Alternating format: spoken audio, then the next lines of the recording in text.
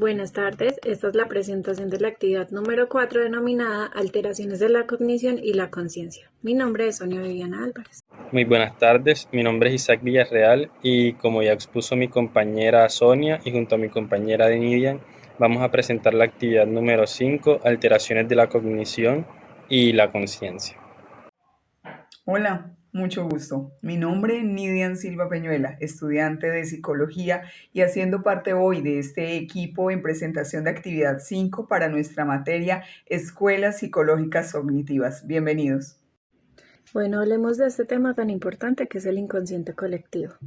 Según Froude, en el 2000, él dice que el inconsciente cognitivo engloba aquellos procesos mentales que se desarrollan sin que seamos conscientes de ellos, pero que afectan de una manera significativa nuestras acciones y decisiones. Algunos ejemplos comunes del inconsciente cognitivo son, por ejemplo, la percepción subliminal, donde procesamos información que ocurre por debajo del umbral de la conciencia. Por ejemplo, podemos no ser conscientes de haber visto un anuncio en particular y que éste influya en decisiones que tengamos de compra. Otro es la memoria implícita, que es recordar habilidades y tareas sin necesidad de ser conscientes o pensar en ellas. Por ejemplo, andar en una bicicleta, tocar un instrumento musical o habilidades que se realizan porque automáticamente han sido aprendidas. Están los automatismos, que son conductas que se han vuelto automáticas a través de la repetición. Los juicios intuitivos, que son evaluaciones rápidas basadas en experiencias pasadas y conocimientos implícitos, y están las emociones automáticas, que son respuestas emocionales que desencadenan sin un procesamiento consciente. Algunos ejemplos cotidianos son, por ejemplo, la sensación de déjà vu, o que está relacionado con la creatividad, donde se sugiere que el inconsciente cognitivo juega un papel fundamental en los procesos creativos.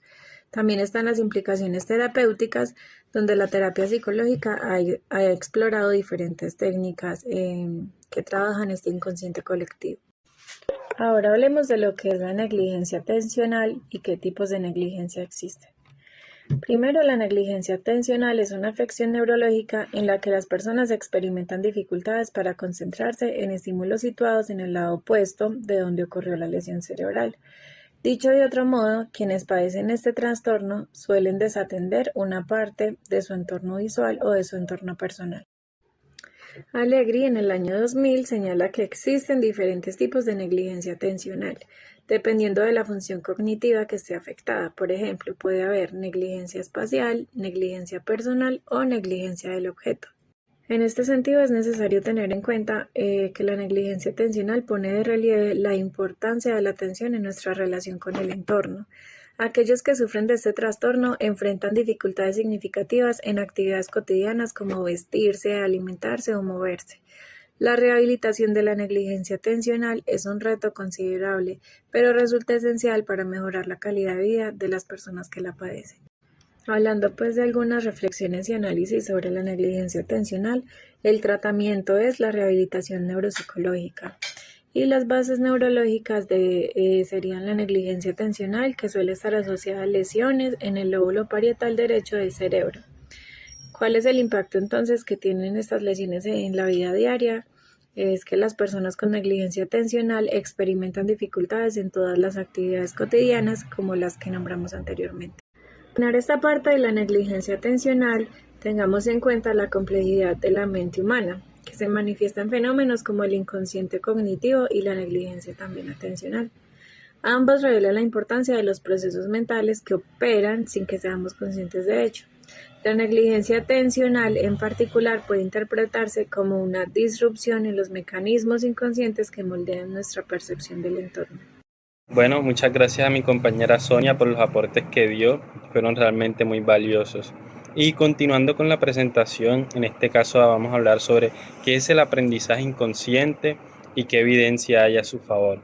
Bueno, podemos encontrar principalmente que el aprendizaje inconsciente es un proceso mediante el cual las personas adquieren conocimientos, habilidades o comportamientos sin que estos sean conscientes de que lo están adquiriendo, ya que se da de forma inatencionada, es decir, que no están prestando atención mientras están aprendiendo.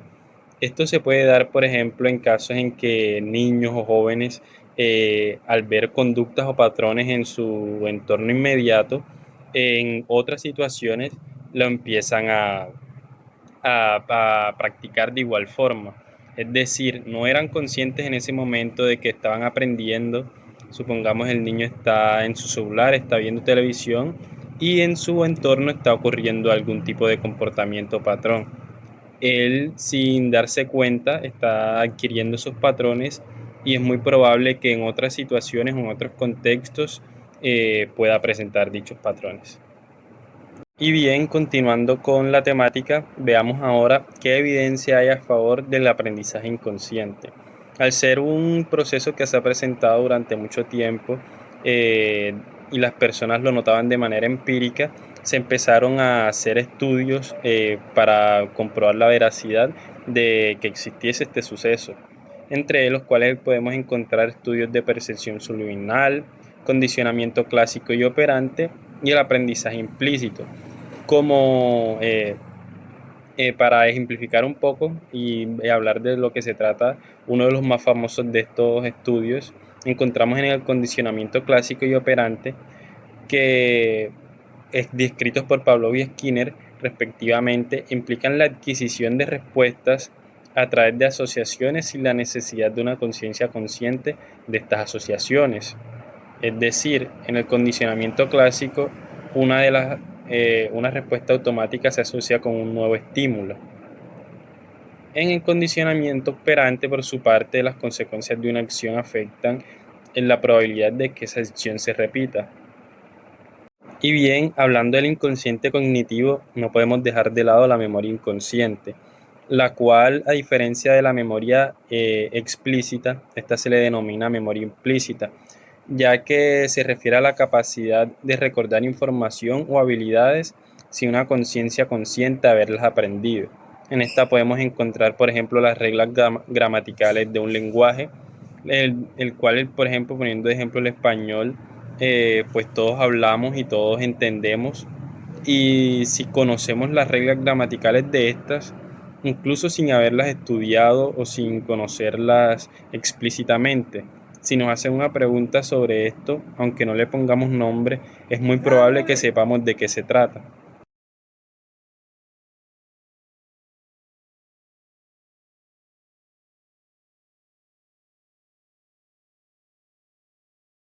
Y por último, para dar paso a mi compañera Nidia, me gustaría dar una última evidencia a favor de la memoria inconsciente, la cual es la amnesia y la memoria implícita. Las investigaciones con pacientes amnésicos han demostrado que, a pesar de tener déficits en la memoria explícita, pueden mostrar memoria implícita. Un ejemplo notable es el caso del paciente HM, estudiado por Milner, Kurkin y Tuber en 1968, quien después de una cirugía para tratar su epilepsia no podía formar nuevas memorias explícitas, pero podía aprender nuevas habilidades motoras, como movimientos finos y gruesos, como dibujar en un espejo, el cual es memoria fina, demostrando la retención de memoria implícita. Ahora sí, doy paso a mi compañera Nidia. Muchas gracias. En el transcurso de esta actividad hemos querido dar respuesta a los interrogantes propuestos por la materia. Y hemos llegado entonces a este momento donde queremos abordar los síndromes neuropsicológicos, trastornos del cerebro que afectan funciones cognitivas, emocionales y conductuales, los cuales pueden ser derivación y resultados de lesiones cerebrales. Vamos a abordar entonces dos de ellas. En medio de las posibles disociaciones de afectación, encontramos la afasia. Bueno, y lo hemos logrado abordar desprendiéndolo de un muy buen artículo del Centro de Logopedia de la Torre, donde nos lleva en primera instancia a su significado. Trastorno o pérdida del lenguaje que afecta tanto a la expresión como a la comprensión verbal o no verbal del mismo, una vez adquirido como consecuencia de un daño cerebral en las áreas destinadas al lenguaje. Pero en sí, ¿qué la causa? ¿Qué causa la afasia?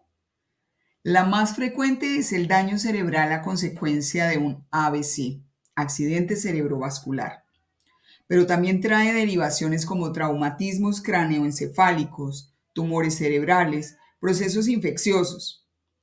La afasia puede presentarse de manera repentina o de manera insidiosa, progresiva y gradual. Por ejemplo, luego de tumores cerebrales o enfermedades. También el artículo nos permite conocer que hay tipos de afasia conforme a la localización de la lesión. Y en lo personal la abordo haciendo énfasis en la afasia de Broca, pues tuve un suceso cercano en el ámbito laboral y el no conocimiento no me permitió determinar con propiedad un diagnóstico direccionado a la situación presentada. Pues mi compañero presentaba un lenguaje no fluido, evidentes defectos articulatorios, expresión verbal lenta, y él era consciente de las dificultades que venía presentando. Esto en cuanto a la presencia gradual, pero ya luego se hizo mucho más fuerte debido a un derrame cerebral derivado de la diabetes. En el artículo que hemos utilizado como apoyo, hay una frase que nos permite meditar, donde nos expresan que la afasia es de un impacto desgarrador para el paciente. Entonces, los invitamos a observarlo, analizarlo y darnos cuenta del real impacto de un síndrome neuropsicológico.